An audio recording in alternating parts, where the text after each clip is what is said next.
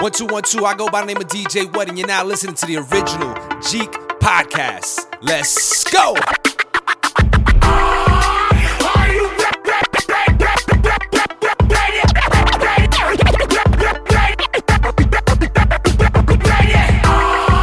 Ready to make an entrance, so backward cut.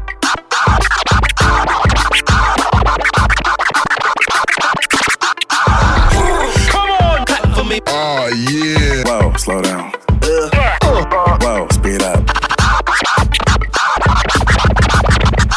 Fresh. Yeah, making me itch.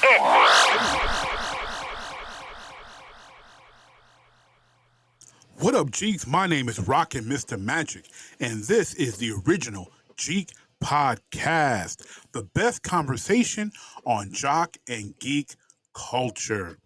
It has been a minute and a half since we've been able to record, and I'm sorry for that. I truly do apologize for the extreme multi-month delay. Life has been wild. Life has been crazy. It's been something else on my side of the world. So I apologize honestly for the delay, because there's so many things that have come out that we wanted to talk about. We wanted to get on here and chop it up with you all out there in Jeek Nation. We want to know what you think about what's going on in the sports world, what's going on in the geek world. And so we're gonna get into it. We just gonna jump right in. So this episode we're gonna debut a new segment, and the segment is gonna be pretty much the theme of this episode, because it's been a while and I'm late on a lot of things. So this new segment debuting, and the theme of this episode is "You're late," and that "you" is referring to me, your boy, RockinMrMagic.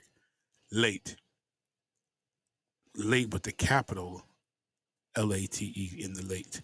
So jumping off, what are you PWC time? What are we playing, watching, or creating?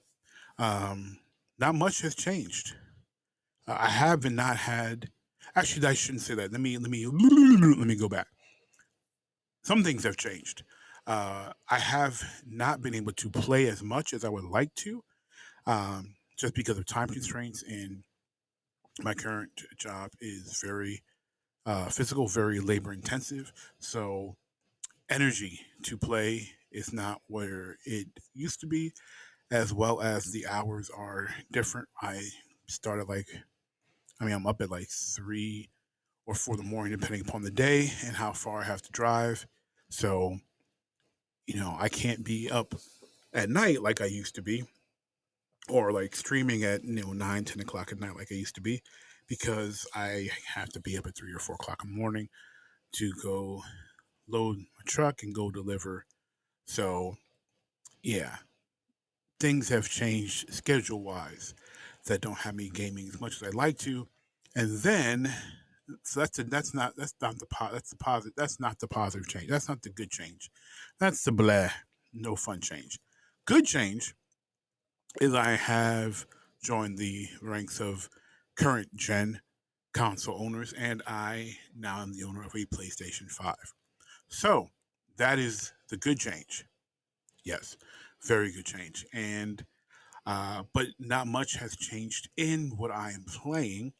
I'm still playing a lot of Destiny primarily, and I am very excited to jump into Final Fantasy 16, which was one of the primary reasons that I wanted to buy a PlayStation 5. And soon after the release, soon, a little bit before the release, I got the PlayStation 5 for Father's Day, which was very cool.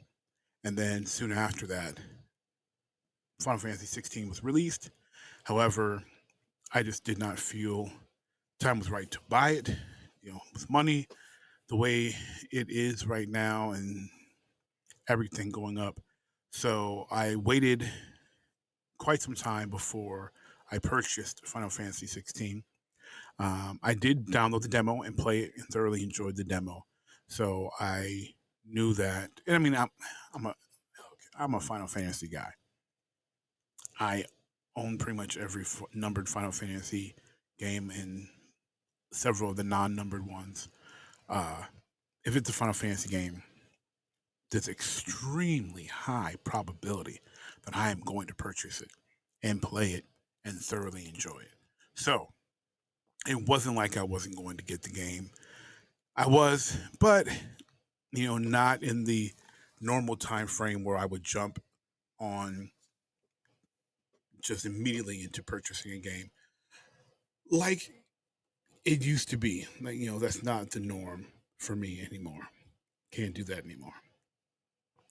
So Final Fantasy 16 is on my horizon to play, as well as Final Fantasy 7 Crisis Core.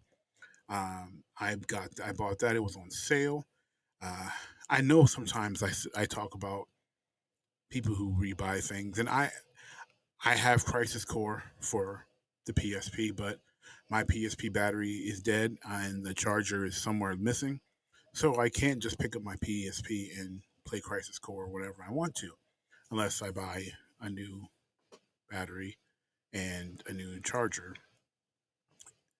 And I don't have much of a desire to buy third-party batteries again. I have bought two already since my original PSP battery died.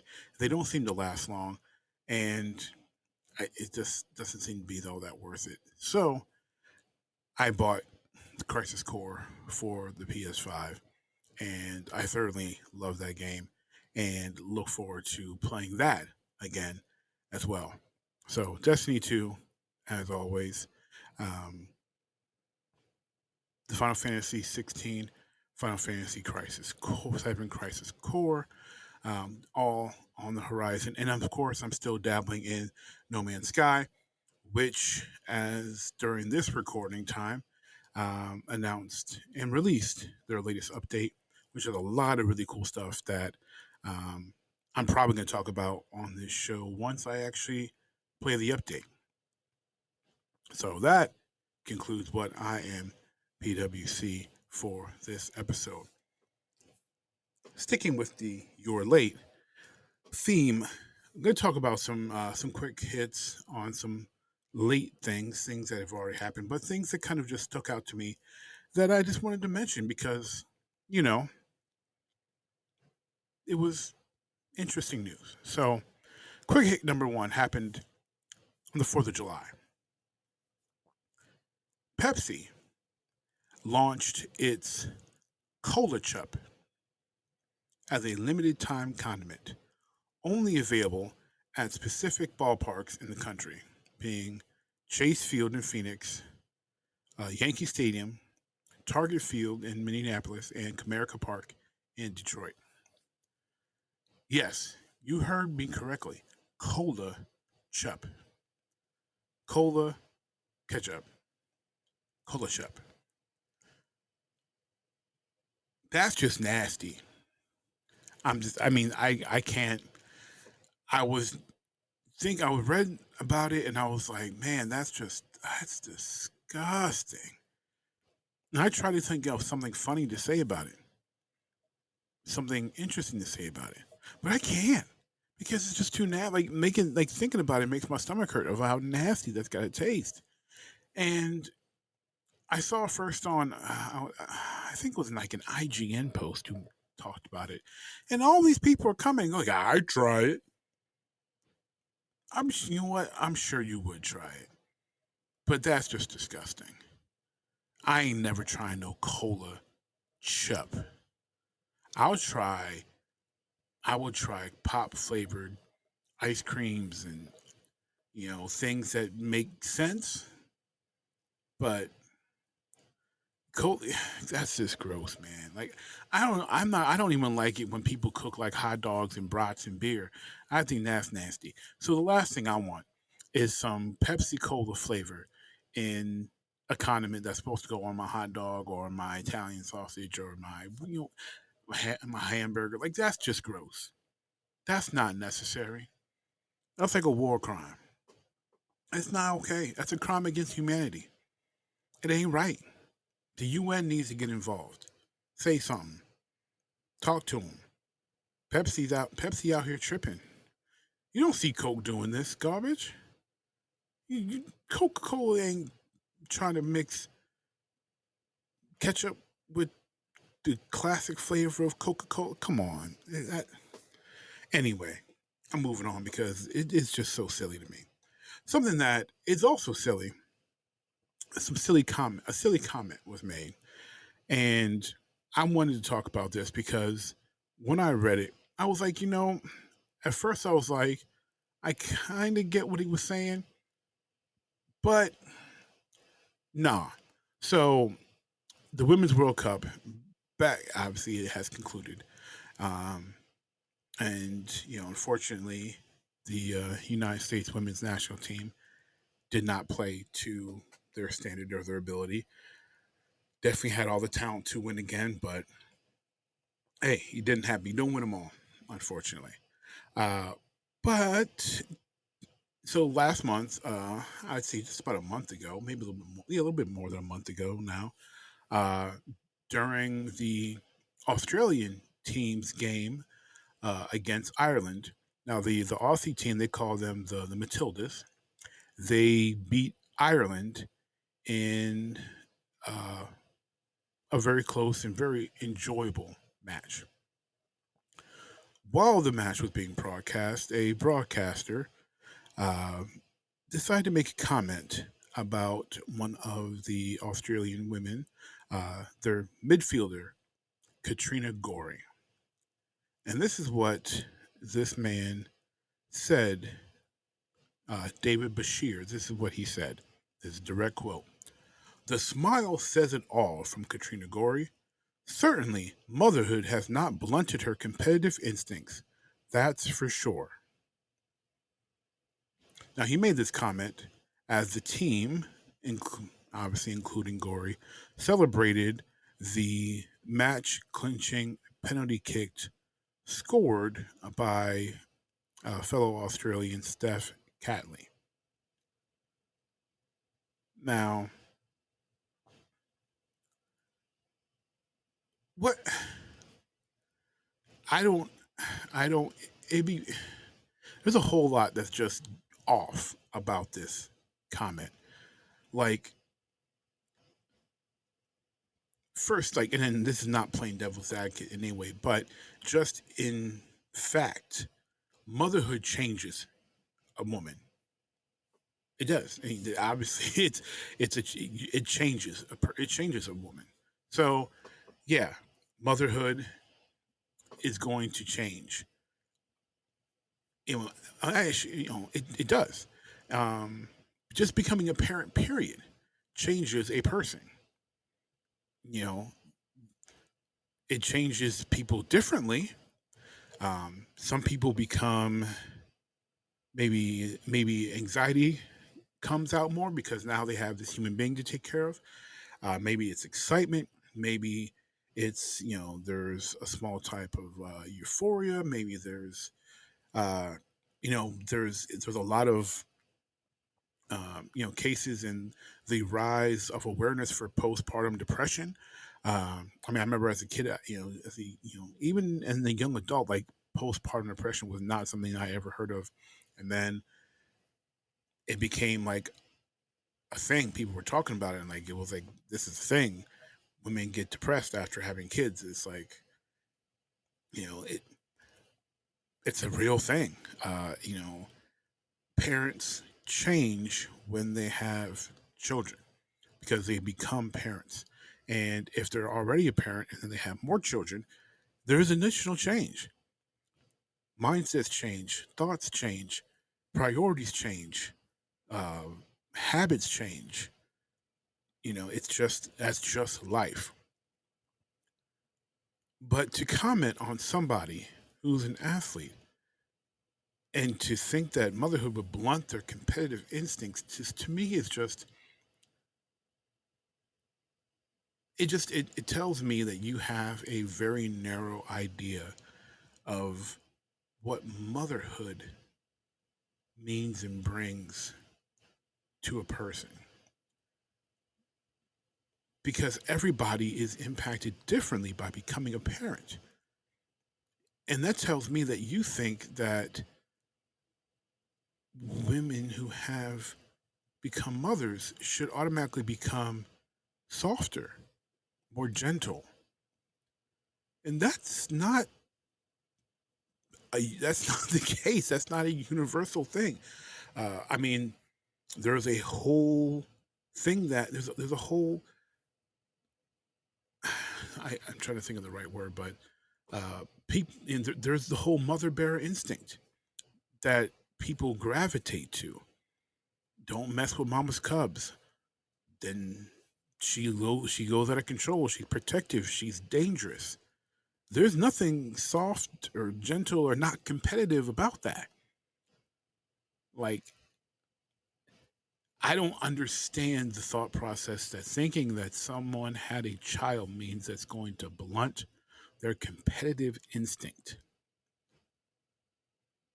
Like that doesn't have anything to do with one's competitive instinct.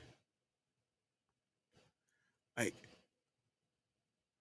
it would be one thing if Katrina Gorey participated in a sport that was dangerous. That, let's say Katrina Gorey was a mixed martial artist, and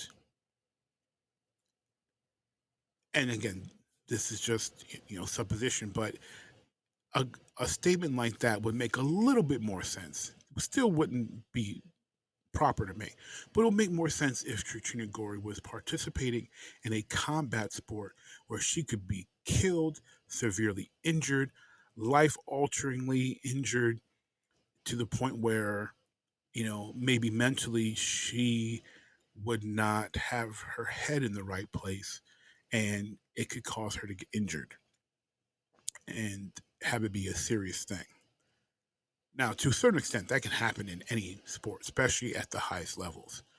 If your mind's not in it, if you're playing tentatively because you're worried about things, that can happen in any sport, but it's to a higher degree in combat sports. I could see how someone would make that statement. Again, still wrong, because it can happen in any sport, and it can happen to any athlete that becomes a parent. It can happen. So it's a silly comment to make, but I can see making it, if the person was playing a combat sport, makes a little bit more sense to make that comment. But this is a woman who plays soccer / football, and it's not like she made the penalty kick. It's not like she was being highlighted at that moment that you make a comment about her. It's so out of left field. It's so unnecessary. It just makes no sense. It's not. And I guarantee this dude, David Bashir, doesn't say this about a new father. I guarantee it. I guarantee if he saw, one of the Australian men, and if he's calling a rugby match and one of the men on the male All Blacks team, is a new father, I bet he's not saying, "Oh, fatherhood hasn't blunted his competitive spirits. He's out there hitting and doing the haka with ferocity." Like, I guarantee he wouldn't say it, because he doesn't think that fatherhood would blunt a man's competitive spirit. But this guy clearly assumes that it would for a woman, which is just, it's silly. It's silly, and sometimes, these sportscasters, sports commentators, and I'm not talking like I'm a professional, because I'm not. I don't do that job. But I do talk a lot. Anyone who's ever talked to me knows I can talk a lot, particularly about sports. And you know what? I'm very careful and purposeful about what I say and how I say it. And it doesn't make sense that when you're paid to speak, that you aren't careful about what and how you say it. And, and it's silly and unnecessary. Moving on. We're going to move on to the main segment here. Actually, I'm sorry. No, I've got one more segment before we get to the official unveiling of Your Late.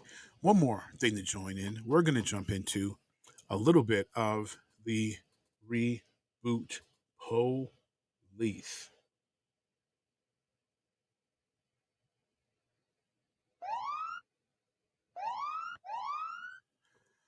Yes, the reboot police are back again. I am flying solo on this one, so it's just me in the squad car. Your boy Lieutenant RockinMrMagic, and I am pulling over Ryan Reynolds. If you haven't heard, Ryan Reynolds, he is bringing something back. A 80s classic. He is bringing back Alf. That's right. Your favorite alien life form, ALF, Alf, is coming back, not bringing back. It's being brought back by Ryan Reynolds' maximum effort. And, however, it's not a full reboot, as what maximum effort is going to be doing is broadcasting Alf on their channel, and they will, so the original show, and what they will do is with a partnership between Reynolds, Alf's creator Paul Fusco, and Shout Studios, they are going to air the old Alf episodes alongside Alf-centric shorts. Now, these Alf-centric shorts are going to be highlighting brands. So essentially, they're going to be Alf-centered commercials for brands like Mint Mobile and Hims. And I was cool with this news until I got to the part where it said it would be highlighting brands like Mint Mobile and Hims. So, because essentially what you're telling me is Alf is going to be broadcast again, which is cool, because Alf is dope. But now you're telling me there's going to be new shorts that are talking essentially about, that are hawking cell phone and penis pills. And because Hims is used for, what's the other thing? If I see the ads because I'm old. See the ads because I also listen to other podcasts who are aimed at my demographic, and a lot of people in my demographic are having some ED problems and hair loss. Yes, that's the other thing. Hims is known for hair loss pills and cheap Viagra. That's not Blue Chew. Blue Chew is the other big one that I hear, especially on the wrestling podcast. Hims, hair pills, and erection pills. Alf has plenty of adult humor, but it wasn't hawking products in its adult humor. I am not, unfortunately, looking forward to hearing Alf make jokes about cell phones, hair growth pills, and erection pills. That just does not seem like an enjoyable time. And I'm a sucker for nostalgia. I like a lot. I'm wearing an NWO t-shirt and it's 2023, okay? I am a sucker for nostalgia. I love nostalgia. I'm wearing a Jackie Robinson edition baseball hat of my Detroit Tigers. I love nostalgia. Nostalgia is like crack. It's great. But sometimes let nostalgia be the nostalgia and don't try to mix what's going on right now in the nostalgia. Let the nostalgia be what it is. This is to me is just this is a fumble. I'm writing a ticket for this joint. This joint is getting cited. This is a this is a $500 ticket right here. I'm sorry, Ryan Reynolds, but this ain't it. Focus on Deadpool. You know, I'm glad you love Alf. I love Alf too, but the shorts highlighting brands, that ain't it. All right. So, welcome now to the newest segment on the original Jeek Podcast. You're late. Whoa! Look who decided to show. Choir, let me hear it. Too late. Too late.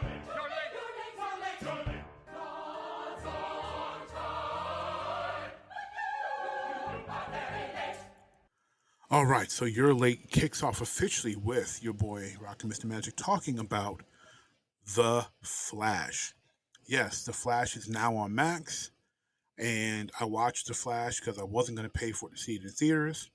And for those who are familiar with The Flash, understand that the star actor Ezra Miller has had a lot of legal problems because Ezra Miller has been out there acting a straight fool. And I was not going to support Ezra Miller financially or Hamada, the former head of the DCEU films at Warner Brothers, after the way he dropped the ball with Ray Fisher and the investigation. So there was two main reasons why I was not going to see The Flash in theater, even though I was hoping that the movie would be good. If you're not familiar with the way we rate movies here on the original Jeek Podcast, we rate things 1 through 5 logos for films and TV shows. So 1 being the worst, 5 being the best. So my rating of The Flash is a 2.5. And I'm going to give you 5 reasons. My biggest 5 takeaways from The Flash. Starting with number 1, and this is not in any particular order, this is just my 5 biggest takeaways from the film. Actually, before I go into takeaways, let me say I enjoyed myself for the most part. There were some problems with the film that aren't really the film's fault. I've said before, and I say again, like, we used to have a show on Jeek Nation called Trailer Talk, where we would watch movie trailers and discuss them. We don't do that show anymore for a couple of reasons. Time, availability, and the fact that trailers show too much of the film nowadays. And I don't want the film to be ruined for me by a trailer. So if I watch a trailer at all, it'll be like the initial trailer or maybe a teaser trailer, and then I'm not looking at any more trailers because they show too much.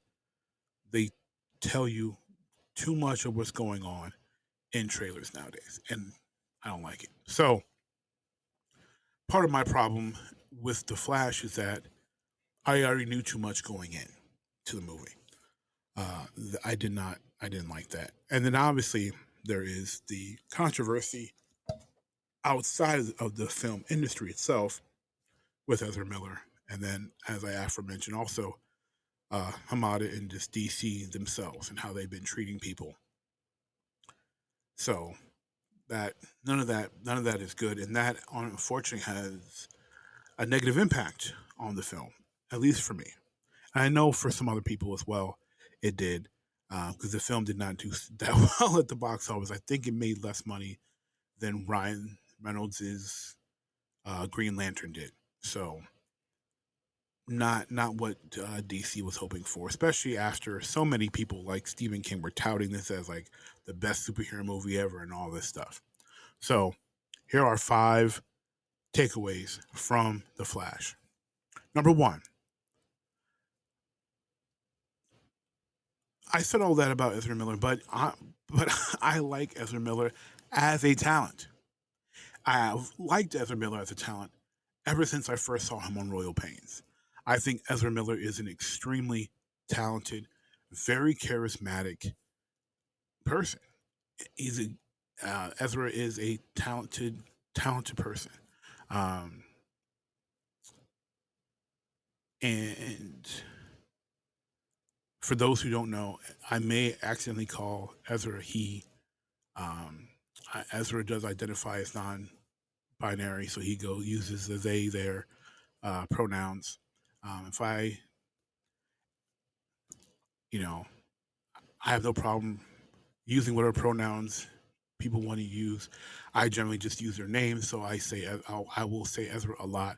But if I do accidentally mess up and slip up and say he, know that I'm not doing it purposely, subconsciously. Uh, out of respect for his wishes, I don't have to like or agree, but it's not hurting me to use his Ezra's preferred pronouns. So, but as I was saying, I've always enjoyed Ezra Miller and the things that I've seen Ezra in. And again, Ezra's a very talented person. I mean, and Ezra has a ton of charisma, and you have to have a lot of charisma to do things like start cults and have people following you like Ezra did, and to get people to be sucked in to the very things that Ezra has done. So Ezra's talent was apparent in this film, and I'm sorry I did not do normal spoiler warning, but it's been a while since this movie's come out, so that's why I skipped the spoiler warning and didn't even really think about it, I should say. I did not even think about the spoiler warning because, again, I'm late. So if you're more late than I am, you really shouldn't be listening to this section because it is full of spoilers. So, but takeaway number one, this movie really showed the talent of Ezra Miller, and I did thoroughly enjoy that portion of watching Ezra act, especially the way Ezra acted, quote unquote, with himself. That part was really good, and you got to really see some of the range of Ezra playing two different versions of Barry Allen.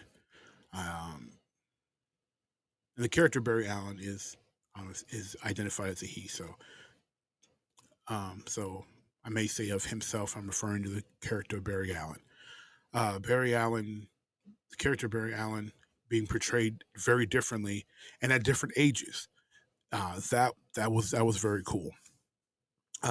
So that's one takeaway. Number two, Michael freaking Keaton, man. I love Michael Keaton.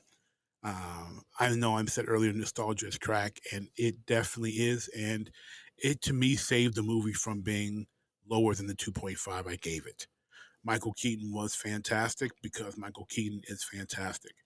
And that's just not my nostalgia talking or my fandom of Michael Keaton. Michael Keaton did a fantastic job in this film. They hit the beats, at the right time as far as turning on and leaning into nostalgia. And they also did a great job with Keaton as Batman, which was just, it was fantastic. I loved what they did with Keaton in this movie. Like I said, I think he saved the movie, and what Michael Keaton did in this movie, and again, spoilers, but they do kill Michael Keaton's Batman off in this movie, which I think was stupid. Majorly stupid, because the way they did this film, and as good as Keaton was, it tells me that Keaton should do one more Batman movie where he plays Bruce Wayne in a Batman Beyond film. Because the way they did the action and the fight scenes, obviously we know 71-year-old Michael Keaton was not doing all that action, but it looked good enough to work. And this performance of Keaton's showed me And I had already said it, but it truly showed me that we need a Batman Beyond film with Michael Keaton as old Batman, and give me a Batman Beyond movie. It's what they should have done with Pattinson. But let's do it before Keaton is too old. Let's just make it happen. Please, James Gunn, listen to this, please. Make the Batman Beyond happen. It can be in your Elseworld stuff, but for the love of God, take what take what Michael Keaton built in this and launch into Batman Beyond. The table is set. Put the food on the table. Number 3, speaking of food, I didn't plan this segue, but speaking of food, number 3, the spaghetti multiverse explanation was fantastic. I loved it. I loved how they used the pasta and the spaghetti. That was great. The spaghetti itself wasn't very appetizing looking. Not enough sauce, not enough meat in that sauce. But hey, the explanation was fantastic, especially for a movie. Well, that's another point. I'll get to that later. But I loved the spaghetti multiverse explanation, especially the way how Michael Keaton delivered it.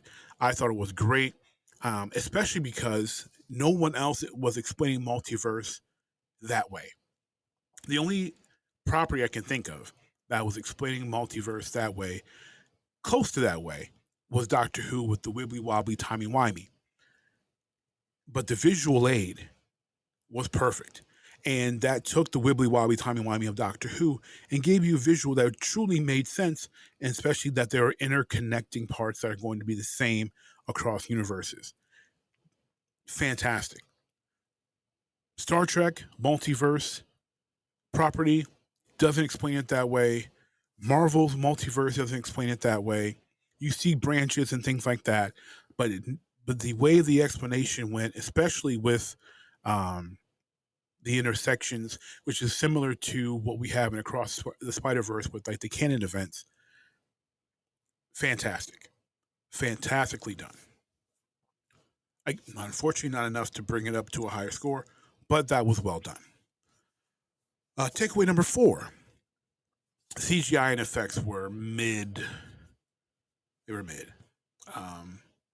For me, though, that's not too much of a knock, because I can enjoy a film with mid CGI. I'm not there to be wowed by CGI, which is why James Cameron's avatars have zero appeal for me. I don't care. I don't care. I'm here for good story, and CGI I like the CGI obviously not to be bad, but it doesn't have to be this mind-blowingly done thing for me, because I'm there for story. I come back and talk about story. And just as an example, Avatar, the first Avatar of James Cameron, made a lot of money. People saw it. People said it was beautiful.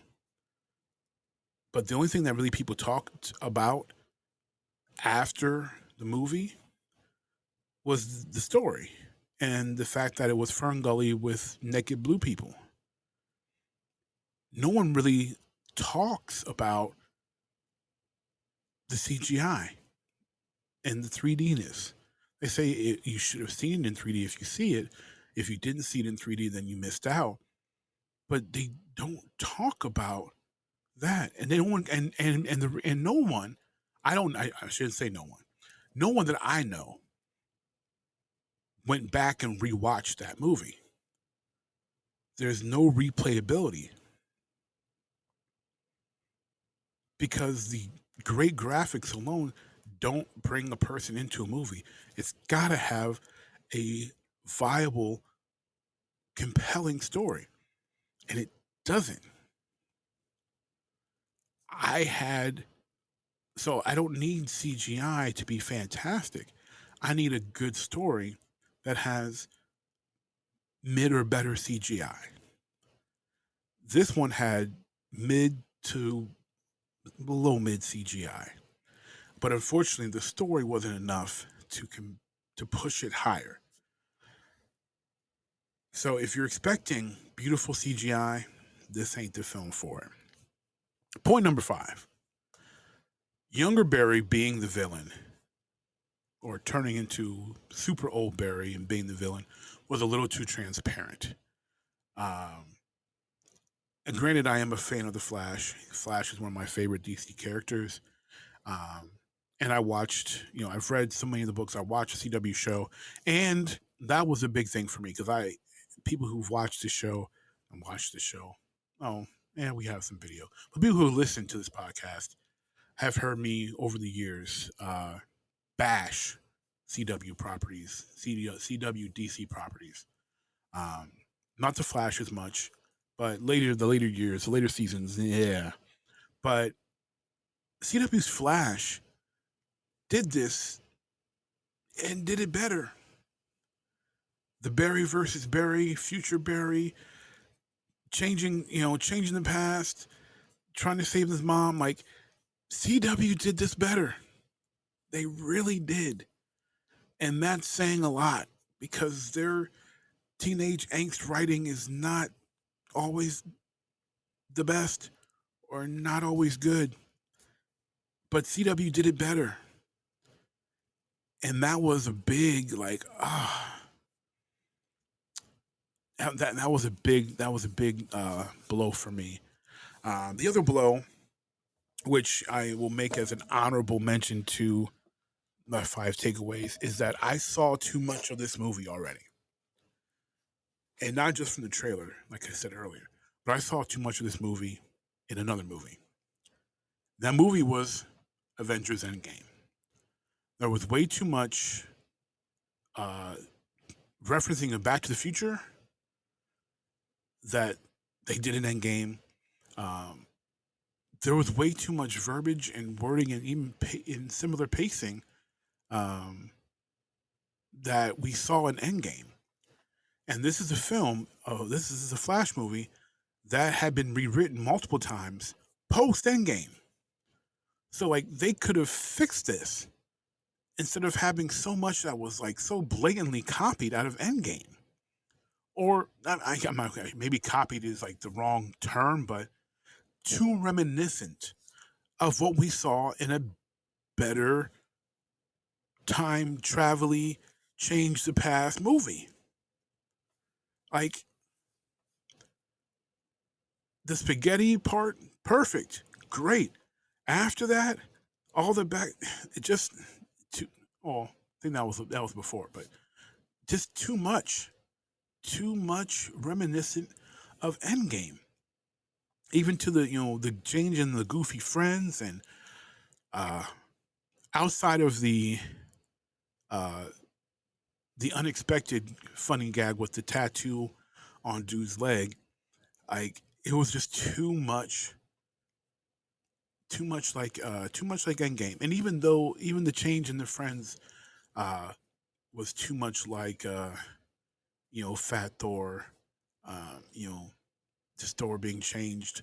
It was just, and obviously that wasn't because of time travel, but still, there was too reminiscent of me of Endgame for Flash to truly feel like the original film it was supposed to be. I wasn't feeling that. But I would encourage you, if you like superhero movies, to take the time and watch it because it's not horrible. I don't think it's a complete waste of time. Watch it on Max, enjoy it, and there's some other parts to it, but I don't want to ramble too long about it. So I'll end just with 2 other things. I think they wasted the woman who played Kara Zor-El, and Michael Shannon phoned in that performance. I don't think he cared at all in his return as General Zod. And that is the first edition of our brand new segment here on the original Jeek Podcast called You're Late. And that, Jeeks, we'll conclude this episode of the original Jeek Podcast that we made to bless your earballs. And your boy RockinMrMagic here wants to thank you for listening, because we could not do this show alone. Not with all you Jeeks who have continued to support us even through these long lulls. So please rate and review this episode on your podcasting app of choice. You can find us on Apple Podcasts, Google, Spotify, Castbox, and more. And if you can't find us, let us know at geeknation@gmail.com or message us on Facebook at Jeek Nation. And until next time, peace.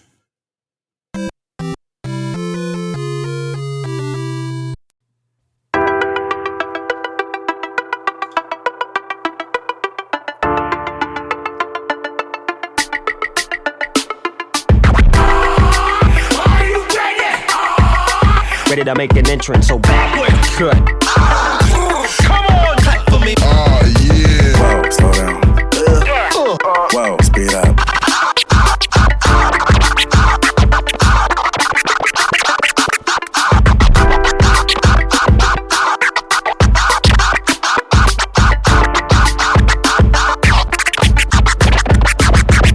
This is DJ What, and you're listening to the original Jeek Podcast.